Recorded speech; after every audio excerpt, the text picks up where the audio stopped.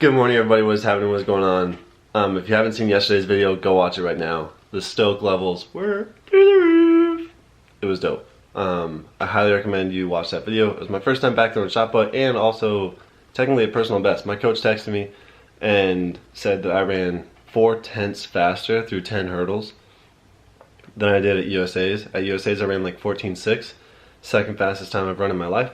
My PB is 14.3 something, so if I ran 4/10 faster in a practice, then theoretically 4/10 or 14.6 minus 4/10 would be 14.2, and the personal best is 14.3. I've only had half a cup of coffee this morning, so that means that my math is probably not super correct, but that's a personal best. And we're in there. And the coffee's kicking in. Anyways, today I'm out camping. Well, I'm not out camping right now, but you guys are gonna see this video while I'm out camping. So I need to record this intro so you guys can watch this. One of my, I'll say friends, has an Instagram and it's track-based. It's called Jumpers Only. So if you're not following him, go follow him. But he did an interview with me a little bit ago. He actually uploaded it to his YouTube channel, which will also be linked below. So if you want to check out either of those things, go check him out.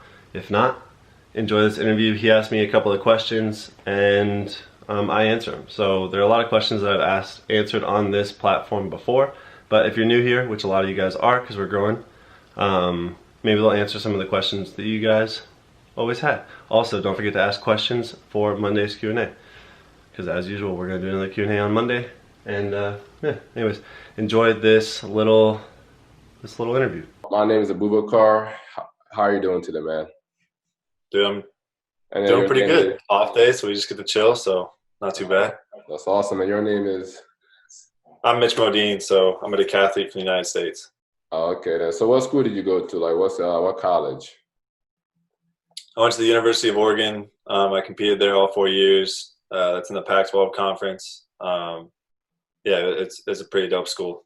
Man, how was like the experience from high school to college, like the training? How was the difference? What would you say the biggest difference was?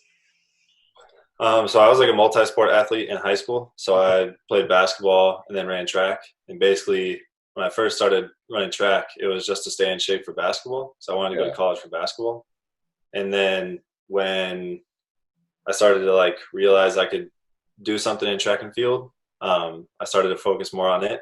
But when I got to college, it was just track. It's like you only focused on track. You woke up at 6:45, you went to lift, you like went to the track for like 4 hours, and then you went to school. So literally we were only doing track. It was way different than what I had been doing. So like I saw a considerable jump my freshman year just in like performance wise, because I was only focusing on track, you know?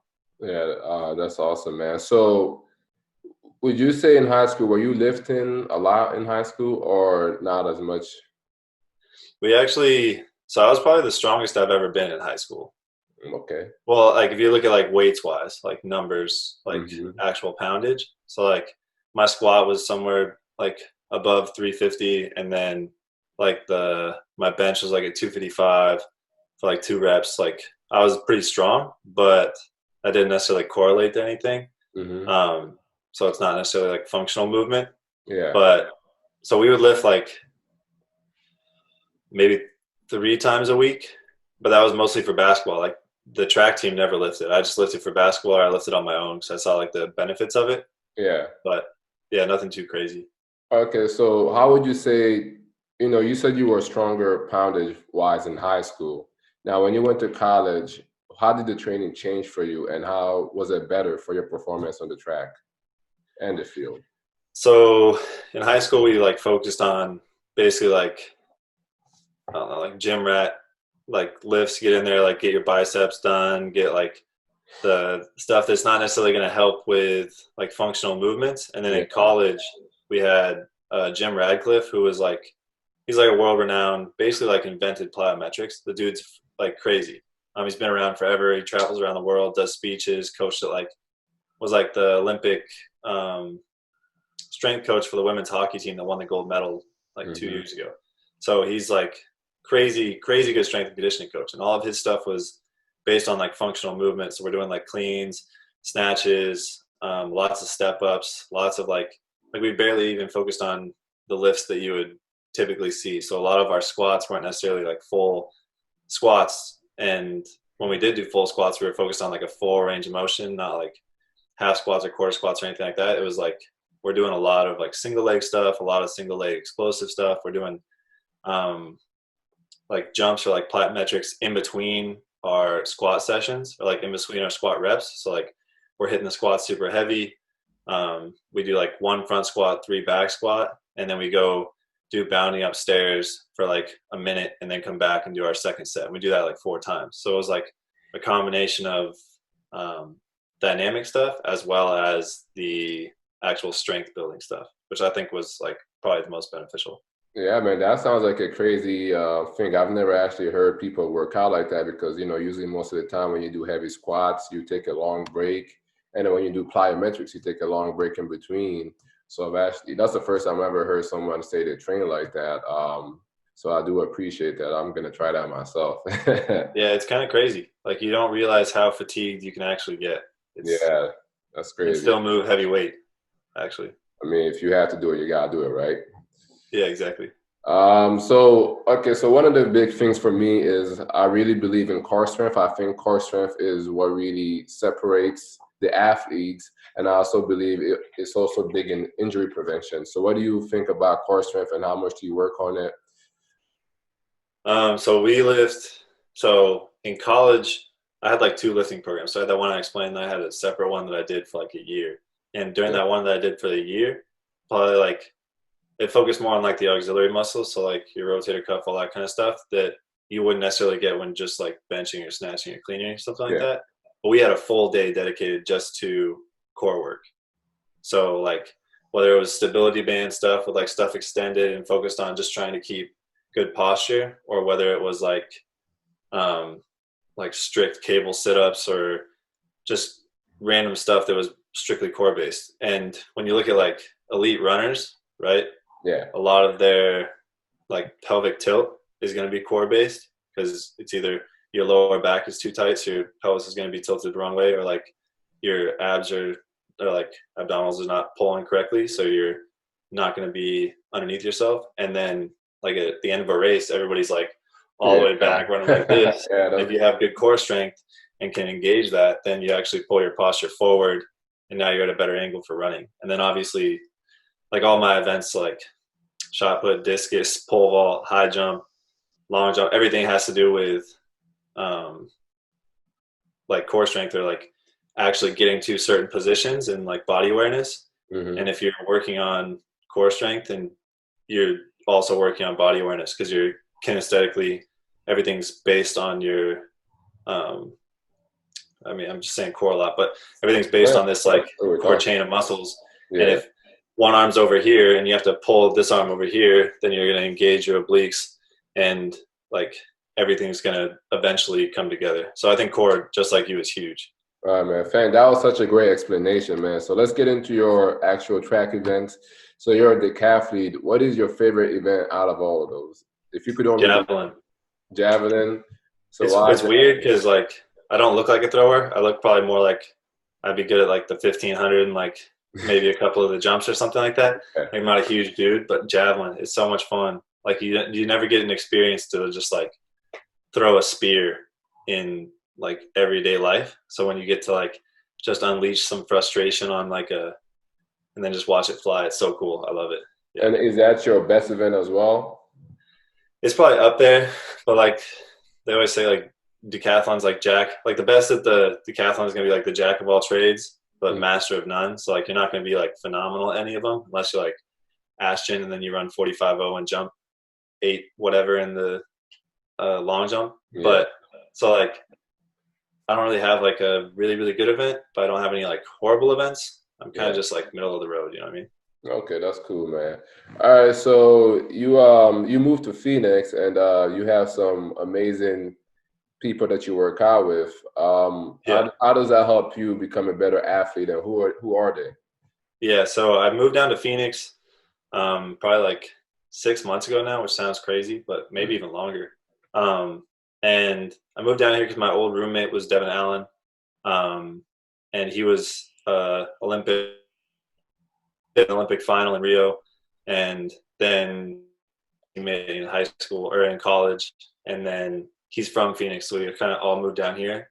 We made like a little training group called Phoenix Track Club, and then our other training partners are Jonathan Cabral, who was 6th in the Rio Games and was Devin's training partner, and we all went to the same college. So like Devin and Jonathan both went to the University of Oregon and graduated.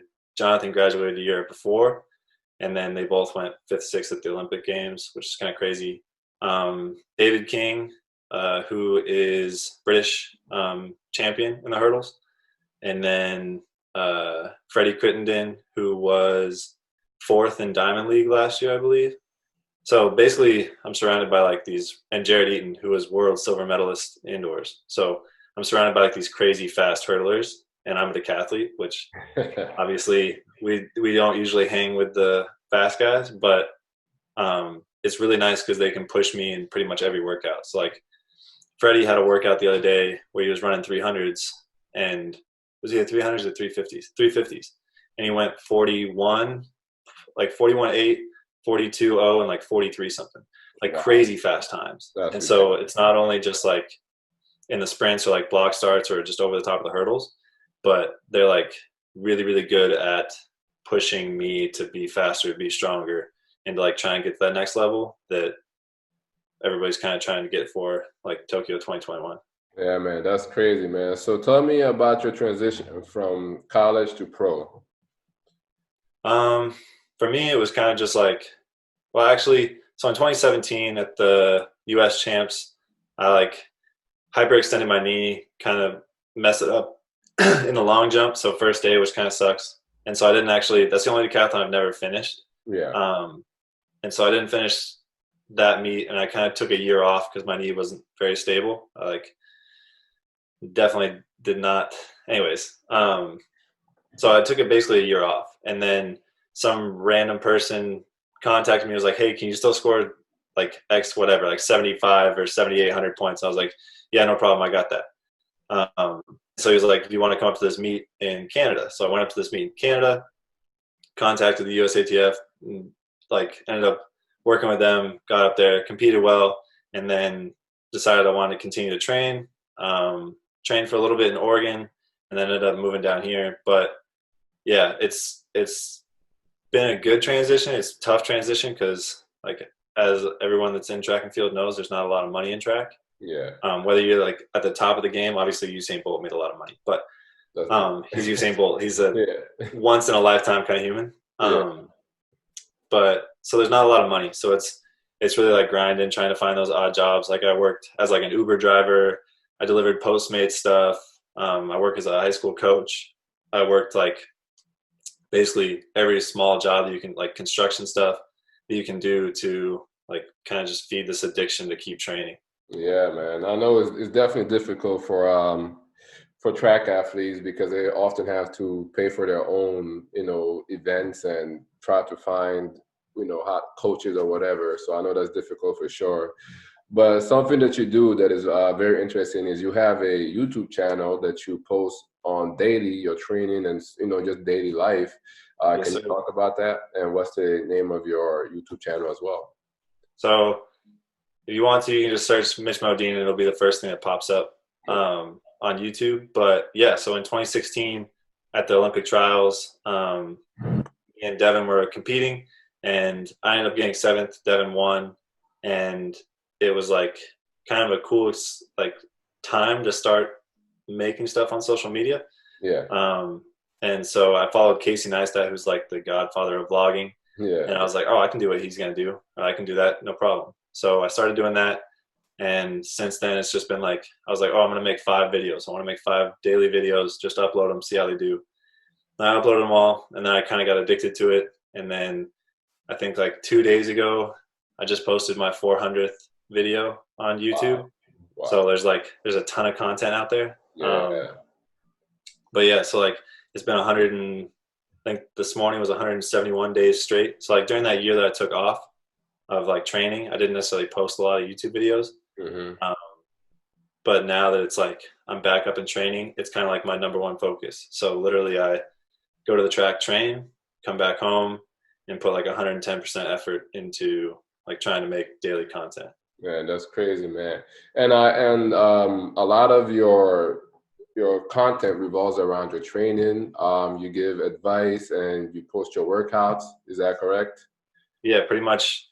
Yeah, it's kind of as transparent as it can be as far as like what I do workout wise. So like today's video is literally going to be me doing a workout in my garage, like hopefully with my subscribers. So people that want to jump in and do the workout with me.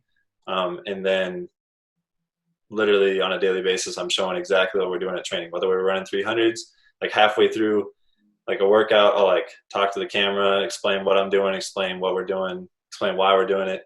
And then my thoughts as to like how to get through workouts or something like that. All right, so a lot of younger athletes can definitely benefit from subscribing to your channel. They can gain a lot of knowledge from a professional decathlete. So I think they should definitely subscribe to you, man. No, I appreciate the shout out, but yeah, I think that it's definitely a passion of mine, and I think that I don't know, I kind of know what I'm talking about sometimes. Yeah, man. Thank you. Hey, man, thank you so much for the interview. I really appreciate it. Yeah, no worries, bro. Keep grinding. Hopefully, we'll actually get to meet up in person sometime. And that was the interview, guys. I hope you enjoyed it. I hope it was everything that you had ever hoped for. Don't forget to check him out. He's an awesome dude. Anyways, I am going to end the video here. So remember, be nice people, don't hurt yourself, don't hurt others, slow down, don't dance so fast. And I'll talk to you guys all tomorrow. Okay, bye.